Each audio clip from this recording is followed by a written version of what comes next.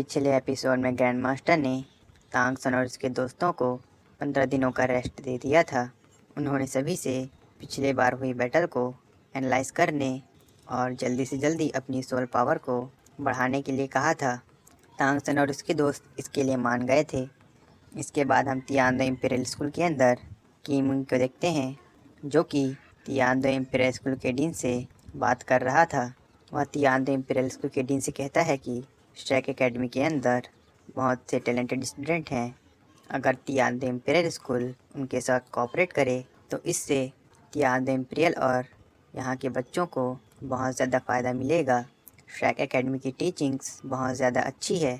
तियानदो imperial school का dean कीमिंग से स्ट्रैक academy के बारे में पूछता है।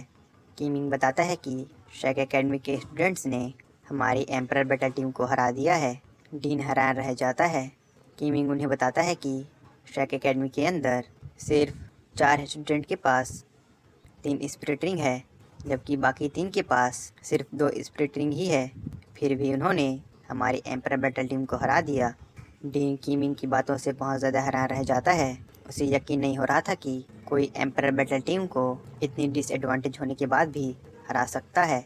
कीमिंग डीन से कहता है कि मैं भी स्ट्रैक एकेडमी से ही ग्रेजुएट हुआ हूँ और सालों पहले हमारी स्ट्रैक एकेडमी ने ब्लैक एकेडमी को हराकर तियानदो के सोल मास्टर टूर्नामेंट को भी जीता था। डीन कीमिंग से स्ट्रैक एकेडमी को तियानदो इंपीरियल स्कूल में इनवाइट करने के लिए कहता है। कीमिंग डीन के कहे अनुसार डीन फ्राइंडर को तियानदो इंपीरियल स्कूल में इनवाइट करने के लिए चला जाता है। इसके बाद हम तांगसन और उसके दोस्तों को देखते हैं, जिन्हें 15 दिनों का रेस्ट मिल गया था। तांगसन शाओ और निंगरोंग के पास जाता है। शाओ और निंगरोंग स्ट्रैक एकेडमी आने के बाद बहुत ज़्यादा थक गए थे। तांगसन वहां पर पहुंच जाता है। शाओ तांगसन से यहाँ आने का कारण पूछती है। तांगसन शाओ से बताता है कि मैंने निंगरोंग से प्रॉमिस किया था कि मैं उसकी कीबो एम्बर ट्राइब के लिए अपने हिडन वेपन्स और उसके मैकेनिकल कंपोनेंट्स दूंगा। निंगरोंग तांगसन से कहती है कि ब्रदर सान, तुम्हारे गॉडली तुजी क्रॉसबो जो तुमने सभी को दिए हैं वह बहुत अच्छे हैं, लेकिन इस बारे में फैसला लेने का हक सिर्फ मेरे पिता को है। तभी निंगरोंग कहती है, मैं ड्रीम फ्रेंडर से बात करूंगी ताकि वे मुझे अपने घर जाने की अनुमति दे दे। मेरा घर कीबॉक्स सिटी तियानदो इंपीरियल सिटी से बहुत करीब है। मैं डायरेक्टली ही अपने घर से तियानदो इंपीरियल सिटी आ जाऊंगी, जिसके बाद हम इस बारे में तियानदो इंपीरियल स्कूल में बात करेंगे। फिर निंगरोंग शाओ से कहती है, अभी हमें कोई भी ट्रेनिंग नहीं करनी है, इसलिए अब हमारे पास खेलने के लिए बहुत ज़्यादा समय है। शाओ किसी अच्छी जगह पर चलकर खेलते हैं। निंगरोंग तांगसन से अपने साथ चलने के लिए पूछती है, लेकिन तांगसन मना कर देता है और कहता है कि मेरे पास करने के लिए और भी कुछ है, तुम लोग चलो जाओ और अपना ध्यान रखना। इसके बाद तांगसन अपने हिडन वेपन्स को बनाने के लिए चला जाता है। तांगसन मेटल का पीस लेकर उसे फॉर्ज करने लगता है। वह अपने फादर की सिखाई हुई टेक्निक का यूज़ करता है और कहता है कि चाहे कैसा भी आयरन मेटल हो, अगर मैं उसे 10,000 टाइम्स फॉर्ज करूँगा तो वह पूरी तरह से प्योर हो जाएगा। तांगसन अपने फादर की सिखाई हुई टेक्निक का यूज़ करता है और अपने पिग आयरन को फॉर्ज करने लगता है। उसे फॉर्जिंग में बहुत ज़्यादा समय लग रहा था। तांगसन फॉर्जिंग के साथ साथ अपनी सोल पावर को भी कल्टीवेट कर रहा था। तांगसन हिडन वेपन के डिज़ाइन पर भी काम कर रहा था। तांगसन और उसके दोस्त उससे मिलने आते थे। तांगसन अपने वेपन के डिज़ाइन में लगा रहता था। शाओ तांगसन के लिए खाना लेकर आती है। तांगसन खाना खा लेता है, जिसके बाद वह फिर से फॉर्जिंग करने लगता है। ऐसे ही समय बीतता रहता है। शाओ तांगसन से मिलने आती है और दरवाजे के बाहर खड़ी हो जाती है। तभी तांगसन वहाँ पर आ जाता है। शाओ दरवाजे के पीछे से तांगसन को देख रही थी। तांगसन छत के ऊपर चढ़ जाता है और अपनी सोल पावर को कल्टीवेट करने लगता है। तांगसन की पर्पल डेमनाई भी अपग्रेड हो गई थी। तांगसन ने अपने बहुत सारे हिडन वेपन्स बना लिए थे। अब उसे अपने हिडन वेपन्स के लिए केवल पॉइजन की ज़रूरत थी।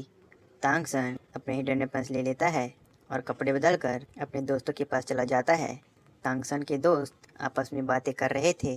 वहाँ पर तांगसन पहुँच जाता है। तांगसन को देख सभी खुश हो जाते हैं। तभी दाइमुबाई मजाक करते हुए कहता है कि फाइनली हमारा आयरन मैन आ चुका है, लेकिन आज हमारा आयरन मैन कुछ ज़्यादा ही साफ सुथरा दिख रहा है। तांगसन सभी से कहता है कि मैंने तुम सभी के लिए हिडन वेपन्स बना लिए हैं। कुछ दिनों बाद हमें तियान द इम्पीरियल स्कूल जाना है। निंगरांग रंग तांगसन से पूछती है, ब्रदर सान, तुमने इस बार कौन सी चीज़ बनाई है? क्या तुम हमें दिखाओगे? तांगसन कहता है कि मैंने कुछ सीक्रेट वेपन्स बनाए हैं, लेकिन मैंने जो हिडन वेपन्स बनाए हैं उसका इस्तेमाल हम सभी कर सकते हैं। निंगरांग रंग हैरान रह जाती है, जिसके बाद तांगसन अपने हिडन वेपन्स दिखाता है। शाओ पूछती है, क्या ये तुम्हारे बाकी के हिडन वेपन्स से ज़्यादा पावरफुल है? तांगसन कहता है कि इसका नाम फ्लाइंग गॉडली क्लॉ है। इसका मेटल क्लॉ इसका मेन पार्ट है। इसका इस्तेमाल करके हम किसी भी चीज़ को आसानी से क्रश कर सकते हैं। दाइमोबाई कहता है कि इस मेटल क्लॉ का फंक्शन बिल्कुल मेरे टाइगर क्लॉ जैसा है, लेकिन मेरा टाइगर क्लॉ इससे ज़्यादा बेटर है। इसके बाद तांगसन उन्हें इस वेपन का थर्ड फंक्शन दिखाता है। तांगसन उस मेटल क्लॉ को एक पेड़ की तरफ शूट करता है। वह मेटल क्लॉ उस पेड़ के आर पार हो जाता है और उस पेड़ से फंस जाता है, जिसके बाद तांगसन उस मेटल क्लॉ से बंधी रस्सी का यूज़ करके एक झटके में उस पेड़ के ऊपर पहुंच जाता है। फिर वह सभी को बताता है कि इस मेटल क्लॉ में जो केबल लगा है वह 30 मीटर का है और यह मैक्सिमम 150 किलो तक का वजन झेल सकता है। लेकिन अगर तुम्हारी वेट 150 से ज़्यादा हो गई तो यह तुम्हारे किसी काम की नहीं रहेगी। तांगसन वह हिडन वेपन्स अपनी सभी दोस्तों को दे देता है। तांगसन मोटू से कहता है कि तुम्हें अपनी वेट पर फोकस करना चाहिए। अगर तुम्हारा वजन 150 किलो से ज़्यादा हो गया तो यह तुम्हारे किसी काम का नहीं रह जाएगा। मोटू इस बारे में ध्यान रखने का कहता है। तांगसन और उसके सभी दोस्त हिडन वेपन लेकर बहुत ज़्यादा खुश हो गए थे। दाइमोबाई तांगसन से कहता है कि तांगसन, मुझे नहीं पता कि तुम्हारे ब्रेन में क्या है और तुम कैसे इस तरह के वेपन्स खोज लेते हो और उन्हें बना भी लेते हो। तांगसन के सभी दोस्त हिडन वेपन्स लेकर तांगसन का शुक्रिया अदा करते हैं। तांगसन कहता है अपने मन में कि तांग क्लैन ने सालों की रिसर्च करके इन हिडन वेपन को डेवलप किया है, लेकिन मैंने अभी भी पावरफुल हिडन वेपन्स बनाने के मेथड में मास्टरी नहीं की है। मैं सिर्फ अभी कुछ टूल्स बनाने में ही कैपेबल हूँ, जिसकी वजह मेरी सेकंड मास्टर सोल है, जिसकी वजह से मैं हार्ड आयरन को भी आसानी से फॉर्ज कर पाता हूँ। इसके बाद हम सभी को ग्राउंड पर देखते हैं। ग्रैंड मास्टर ने उन्हें 15 दिनों का रेस्ट दिया था, जो कि आज खत्म हो गया था। सभी तियान द इम्पीरियल स्कूल के लिए निकलना चाहते थे। ड्रीम फाइंडर सभी से कहते हैं कि लिटिल मॉन्स्टर्स, तुम सभी ने 2 महीने तक रेस्ट किया है, इसलिए तुम सभी को मेरी स्पीड के साथ कैचअप करना है। इतना कहते ही ड्रीम फाइंडर ग्रैंड मास्टर को उड़ा कर ले जाता है।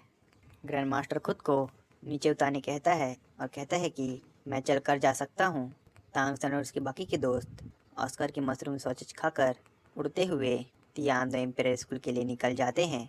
लंबा सफ़र तय करने की वजह से वे थक गए थे और वे एक जगह पर रुकने का फैसला लेते हैं। ऑस्कर आते ही बेड पर फैल जाता है और कहता है कि मैं तो बहुत ज़्यादा थक गया हूँ। दाइमोबाई ऑस्कर से कहता है कि तुम कैसे थक गए, सारा वजन तो मैं उठा कर लाया हूँ। ऑस्कर कहता है कि मैंने तुम सभी के लिए फ्लाइंग मशरूम सॉसेज बनाया है, जिससे मेरी सोल पावर ख़त्म हो गई है। तभी मोटू कहता है कि मैं सबसे ज़्यादा दुर्भाग्यशाली हूँ, मैं बहुत ज़्यादा भारी हूँ और स्लो भी। मैं जल्दी से जल्दी फ्लाइंग एबिलिटी हासिल करना चाहता हूँ। तभी वहाँ पर शावू आ जाती है और वह तांगसन से बाहर आने का कहती है। तांगसन भी बाहर चला जाता है। तांगसन के दोस्तों के दिमाग में खुराफाती आइडियाज़ चल रहे थे। तांगसन शावू से यहाँ आने का कारण पूछता है। शावू क्यूट फेस बनाकर तांगसन से कहती है, आज की लंबी जर्नी की वजह से मेरे पैर दर्द कर रहे हैं। ब्रदर, क्या तुम मेरे पैर की मसाज करोगे? तांगसन मान जाता है और उसके डॉम में जाने के लिए पूछता है। शावू कहती है कि निंगरोंग रोंग और जुजू चिंग तो सोने चले गए हैं। तांगसन शावू को गोद में उठा लेता है और उसे लेकर एक पेड़ पर बैठ जाता है और उसके पैर की मसाज करने लगता है।